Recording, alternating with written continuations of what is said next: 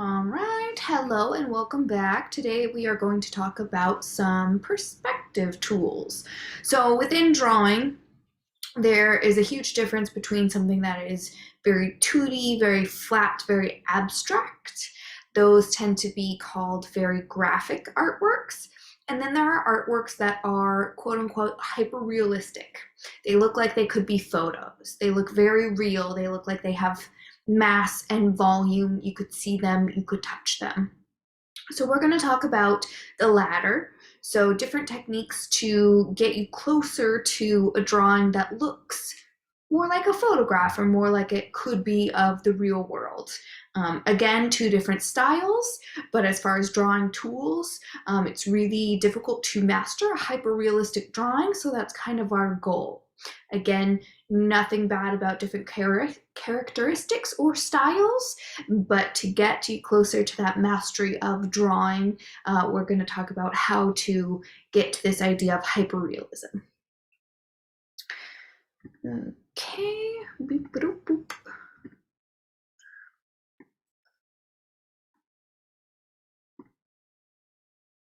Okay, so perspective. What is perspective? It's the idea of turning something that is 3D in the world.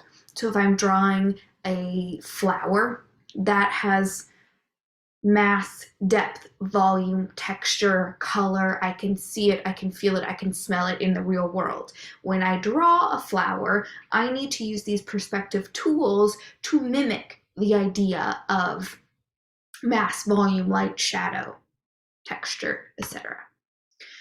Okay, so what we're doing is flattening the picture plane. A picture plane is whatever your canvas is. It could be the square of your camera. It could be a canvas. It could be a wall. It could be the side of a building if you're doing a mural. The picture plane is whatever contains the artwork. Okay? So you can also think about this as a window. So I did explain in your materials list that you could have a viewfinder, which is just a little square or a little rectangle that is cut out of some sort of thick material so you can hold it up like you're looking through a camera. And that helps you think about the 3D world in terms of this little bounded rectangle. Okay, so when we're drawing, we're flattening something that is 3D that has length and width and height into something that is 2D, so it only has width and height. Okay, the house is 3D in this image, but in order to draw it, we can only use the 2 dimensions, so the picture plane is flattening the visuals of this house. So imagine a flattening of your brain, of your eyes, and then bordering it or putting it within the bounds of your picture plane or for your use, your paper. Okay, so we're going to talk about 6 depth cues. So I also teach photography, and these are the 6 depth cues that you can see in a photograph, but they are also relevant to you. Some of them we'll dive a little bit deeper to in a drawing sense as well. Okay, so this is an image by Gary Winogrand, who was a very famous street photographer using black and white imagery, but even within the black and white, so for you, you can think about the idea of just using graphite or charcoal. Okay, even within that black and white realm, or rather the grayscale realm, right? Black, white, and everything in between, all of the values in between, you can see the sense of depth. When you look at this photo, you automatically understand, okay, this is a man who looks like he's a sailor. He's walking towards us. He's walking on a street that looks maybe like it's a bridge. It's going from the distance forward. I feel this momentum that he's walking towards the viewer, towards the camera. And I see that there's a lot of space and depth behind him, right? He's in a very large space. How do we know that? Our brains just very quickly decide that, but how do we actually come to that conclusion? Well, there's a lot of little small details or clues that this image is giving us. One of them is value or saturation. So objects that are nearer to us have more color, more depth, more detail. They tend to be darker, and as something goes back into the distance, it gets lighter and hazier. Okay, so the value and saturation of colors, and by value I mean this pole is very dark and this pole is light, even though we know in our brains the street painters painted those poles with the same paint. So in real life, they are exactly the same color, but when we introduce this sense of depth, they do look like they are different colored poles. Okay, and saturation typically makes more sense in color, but when we're thinking about it in black and white, it's the deeper, darker, richer black when it's closer to us, and a little bit more hazy gray as it recedes from us. If this were in color, it would be, you know, I imagine these, I feel like I see a lot of green street lights, so like a nice forest green, you know, when it's very near to us, and then like a hazy kind of Statue of Liberty-esque mint green in the distance. Okay, so value and saturation, the amount of rich color, deep values that it appears to be when it's closer to you versus farther away. Okay, overlapping shapes and proximity. So this feels really simple and really easy to us, but it is something that you have to pay attention to when you are drawing a scene. So shapes that are nearest to us are going to take up their entire shape. Shapes that overlap behind them are going to be cut off. Okay, so you're going to see my full hand there and the part of my hand that is behind it versus my head that is behind that. So overlapping shapes. Seems very simple, but it is something that you have to constantly think about as you're drawing and manipulating that shape, because as soon as one of those is off, your brain says, whoop, this space does not make sense to me. Okay, another thing is shadow. Please do not forget your shadows when you're drawing a still life or when you're drawing something from the 3D world, because that gives us a sense of grounding. It tells us a lot about the space. Is it in the middle of the daytime? Probably not, because the shadow is really hazy and it's short, right? So I don't think it's in the sunshine. I think this is probably at night because it's really fuzzy. There's not one singular light source. I think there's multiple light sources happening. The light source is mostly above this person here because it's a very short shadow. So I get all of that from the amount of shadow information that we have. Shadows are particularly difficult to mimic. The only way to understand how light and shadow works is to just draw a bunch of them. Shadows can be a little bit unpredictable in that different objects will create different shadows. The higher off the ground they are, they'll create a different shadow. Shadows are really lovely beings in and of themselves because they can act so differently. So as you start to walk around in your world, just think about what shadows are these objects making around me? Is there a sharp shadow next to a soft shadow? Why is that? What is happening? And again, draw them. The more you draw them, the more you will understand them, so that when you have to make them up, if you're drawing an unrealistic space or a space from fantasy, you can then mimic natural life. Okay, next up, clarity and atmospheric perspective. So that is the sense that the farther back we look at an object, the more atmospheric perspective comes between our eye and the object. What is atmospheric perspective? So when we're looking at something, we know that there actually is not nothing in between me and an object. There's air, and within that air, we have dust particles, we have pollution, we have specks of leaves, we have organic matter, we have pollen, we have dust, we have dander, we have all this stuff in the air. And if we were in a vacuum, things would look clear 6 inches away from your face, or 6 feet, 6 yards, 6 miles away from your face. But we don't live in a vacuum, and we don't all have perfect vision. We don't have binoculars attached to our face all the time. So all of that pollution, dust, all of that stuff in the air, the farther the object gets back, the fuzzier it gets. And our eyes can't see perfectly 6 miles away. So things get hazier, things get fuzzier. And when they get hazier and fuzzier, they also get lighter. So the edges become really soft. Okay, we'll talk about that one a little bit more later. Scale. So that one also seems obvious. It seems kind of juvenile, but you really have to pay attention to that when you are drawing something. Because would we know that this tiny little car back here would be, half the size of this man's face?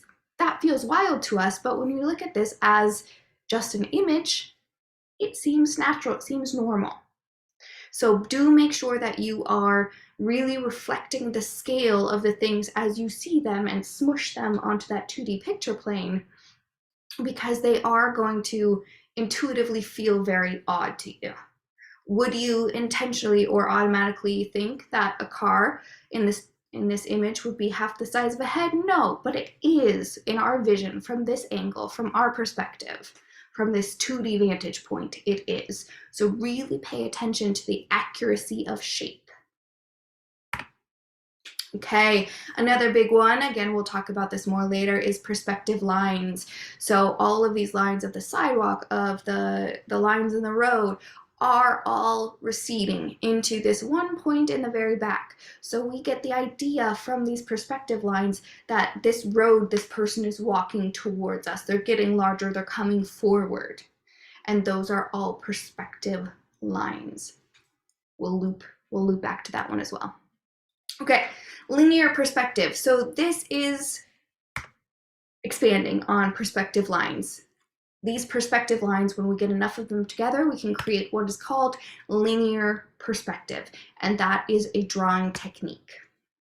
So these images here are drawn, and they're just a little bit different from the photographic examples that I showed you. There are more tools, more techniques that you can use to draw the image versus in a photograph just noticing them or capturing them, right? So in addition to our depth and space, we can also add light and shadow. And how we do this is by using shape, by using line, by using angle, scale, and value. So everything that we've talked about up to this point are different tools that you can use. And if you use the right combination of them, it does start to get the essence or the illusion of a 3D object. Okay, so this example here is a wall painting that's found in Turkey, and it's depicting the eruption. So there's the mountain here, it is erupting, right? And there's the city below. But it is strange to us because we're seeing the mountain as if we're standing from that perspective, but then we're looking down at all the buildings and the neighborhoods of the city. So our perspective is being warped, and there are no tools used here to create this sense of depth. So it feels very abstract. It feels like a depiction or a symbol of the idea of the scene, of the event, but it doesn't feel real. Which again is not to say that it's not a worthy artwork. I think it's phenomenal. However, it just feels different, right? It doesn't feel like what I would think about when I would imagine a city and a mountain, a volcano erupting over that city. What I see in my mind's eye is not this. This feels very much abstract or a symbol. Okay, versus this image here. This is a very, very famous painting. So this is actually a great example of when in the Italian Renaissance, they had claimed the term linear perspective, and they actually had a formulaic way of describing space. So what is different about this artwork that makes it look more realistic? We have shadow, we have angles, we have perspective, we have scale, we have overlapping shapes. All of the things that I just talked about are in this image. So you can actually stop, pause, and look at this. But there is something about it that feels a little off. And why is that? It's because it's using a formula. So things look almost a little too perfect, a little too clear, a little too vibrant, a little too, the details are just a little too perfect and crisp and clean. So again, that speaks to that sense of describing a realistic space. How realistic do you want it to be? Do you want it to be hyper realistic? There's a little bit of characteristic style in here, but this image itself was amazing to the viewers who looked at it, because it was the first time when you looked at a painting and you thought, is this real space? What is this? So it was kind of a trick of the eye for the viewers, because up to that point, they had only seen objects that looked more like, or artworks that looked more like the last image that we viewed. So imagine walking into a home and seeing this for the first time. You'd be blown away. You'd say, what kind of witchcraft and wizardry is this, right? So this was a monumental moment in art history. All right, linear perspective allows us to create the illusion of 3D space. Perspectiva in Latin means essentially to see through. So you're going to imagine that you are seeing through a window or through a lens. For us, I think it makes the most sense to think about it through a camera, through a photograph. Okay, this becomes very helpful when you are starting to submit your works to different things. They'll want the dimensions. And what are the dimensions? It's height times width times length. Okay, so for all 2D works, you're only going to have 2 measurements. So for example, I'm just going to make up numbers, but maybe this image here is 12 inches high. That's the height. The width is probably about 8 inches, and there is no length. Length times width times height. There is no width to this because it is 2D. I always have to say that in order. Length times height times width.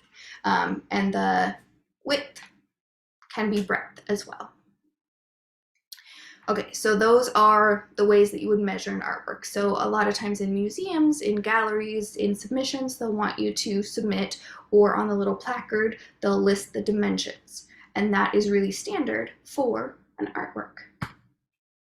Okay, linear perspective contains 4 main components: orthogonals, or diagonal lines, the vanishing point, the horizon line, and the transversal line. So you'll want to just pause on this. I'm giving you the PDF because in the assignment, the window tracing assignment, you'll actually need to label all of these. But this image does it really well. The orthogonals are the lines behind the vanishing points. Depending on your the view, you can have multiple vanishing points. You'll always have a horizon line, and the transversal lines are the ones that go from bottom to top. Okay, so you'll want to just reference this image and think about those vocabulary terms, because you will need to find a real life scene and recreate it with these vocabulary words. Okay, the horizon line refers to a physical and or visual boundary where sky separates land and water. Okay, this is an image that we looked at before, but I actually want to just skip ahead to this image here. So sometimes the horizon line, if you can't see it, it is where the sky would meet the water if there were no mountains or anything in between. And if that becomes difficult, like in this scene where it's very hilly, often that is where your eye line is. Okay, so sometimes it's difficult to find the horizon line if, you know, your mountains are shaped like this, or if there are mountains and you can't see the water. If you have something like the ocean or the lake, or, you know, something like that, it's very easy to find the horizon line. If you can't find it, or if it's difficult, just imagine the world without the mountains, without the hills. Where is that eye level, right? Okay, I'm gonna pop back here. Boop. Sometimes when you're depicting a smaller, more contained space, the horizon line is actually imagined and isn't visible. Just talked about that. However, it's still helpful to draw it on lightly as a guide to get your proportions correct. That is very, very true. Think about where the eye level is to determine where the horizon would be. This is a Van Gogh painting. The red line has been drawn to show you where the horizon line would be. So that is sort of where the eye level would be. And if that is confusing, you can also just find one of those orthogonals or transverse lines, trace them, and once you find a couple that start to intersect, that is your vanishing point. So you can find it a couple of different ways. Sometimes it is a little tricky. That is okay. Okay, the horizon line can also shift depending on the orientation of the viewer. This can make the viewer feel like they're looking up or down at something. So if I can see the bottom of a box, I am below the box if I can see the top of the box. I'm above the box if I can see neither, then I'm level with the box. The vanishing point is the point in an image of space which is supposed to appear furthest from the viewer. So again, this is where all of your lines will intersect. And that is where, if I were on this train, it's where the train could go and go and go and go and never stop. So it's the vanishing point, it's the farthest point. It's sort of, I like to imagine it as sort of a black hole. That's where these lines can keep on going forever. In the drawing or paintings, things get progressively smaller as they get closer to the vanishing point. Orthogonals. As the name might suggest, linear perspective relies on straight lines, real or implied, to create a sense of space. Orthogonal lines are the diagonal lines that can be drawn along receding parallel lines or rows of objects to the vanishing point. These lines help the artist maintain perspective in their drawings to create a realistic view. So we did kind of talk about that as well. An easy way to find your orthogonal lines is to trace the tops and bottoms of rectangular objects or cube objects, right? So find your straight lines, find your receding lines, find your perspective lines, and those will help you trace to where your vanishing point is. Okay. We talked about this one a little bit, but you can also see some other clues here. So the wall gets smaller as we recede into space. You can see the saturation of this rock is much darker, deeper. We can see larger texture here than we can in the same rock that is way back there. Transversal lines are the lines parallel to the picture plane. So it's the ones that are parallel to your horizon line. So the tops and bottoms of things that are facing directly towards you. So the tops of tables, houses, things like that. They are lines that do not go toward the vanishing point. Ellipse. So as we're looking at spherical objects, they can look elliptical or like an ellipse, depending on the angle that we're looking at them. So if I am looking at a bucket, the top of the bucket will be a perfect circle if I'm looking straight down at it, but that's rarely how we look at a bucket. It's usually on the ground. So it may take on different forms of an ellipse. Okay, so that's sort of similar. So cubes are the easiest thing to practice perspective on, but circles are also a great way to really give us visual cues. I see a lot of drawings of, cups and vases and bowls where there's a perfect circle at the top. That's a little abstract because that's never how we see a bowl unless we're looking straight down at it, right? Which is relatively rare. Maybe if you're using Instagram to take an image of your oatmeal in the morning, that would be the only reason we would look straight down at a bowl, right? Okay, so this is great information, a little bit more detailed, but pretty much what I just said. So feel free to use this also as you're tracing bowls, and even in terms of this ellipse here, the same sense of transverse lines and vanishing points exist. Okay, a one-point perspective is where there's one point where everything vanishes to, so it has a single vanishing point. Two-point perspective is where there are two areas that happens, so we can see if that's traced. There are two on either sides of this building, and this one matches up with that sidewalk. Okay. Three-point perspective is when we are looking not only at two vanishing points, but also one above or below our object.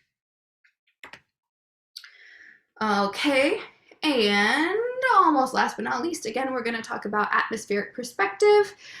So this doesn't have to do with lines, unlike the linear perspective. This uses color and value. So if we're doing a drawing in graphite or charcoal, we won't have to worry about the color, but color is another tool that we can use. So again, I talked about the idea of atmospheric perspective. The farther away something is, the more dust, particles, etc. is in the air, and the harder it is for our eyes to see that object clearly. Okay, that also works with color. So it's going to be more rich, dark, vibrant colors with a lot of texture that happens nearer to us. And as it fades off into the distance, it gets lighter and lighter and lighter and smoother, more hazy, smooth, cloudy. Okay, that's really easy to see in mountains. So as we look at mountains, the ones farther away are going to be lighter and hazier. The ones closer to us have sharp edges, lights and shadows, and they're a lot deeper, richer in color. So a little extra credit. Last slide. Create torn paper mountains. So that's this in the background.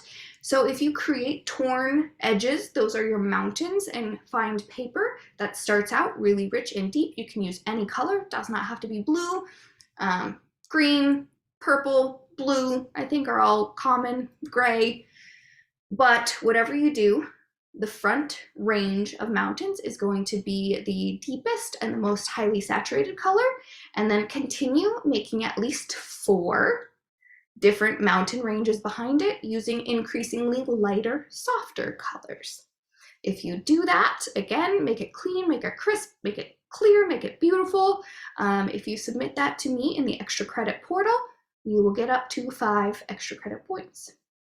Okay, that is it, but I'm sending you this PowerPoint also so that you can really stop and use that as a reference on your assignment. But that is all that I have for you today.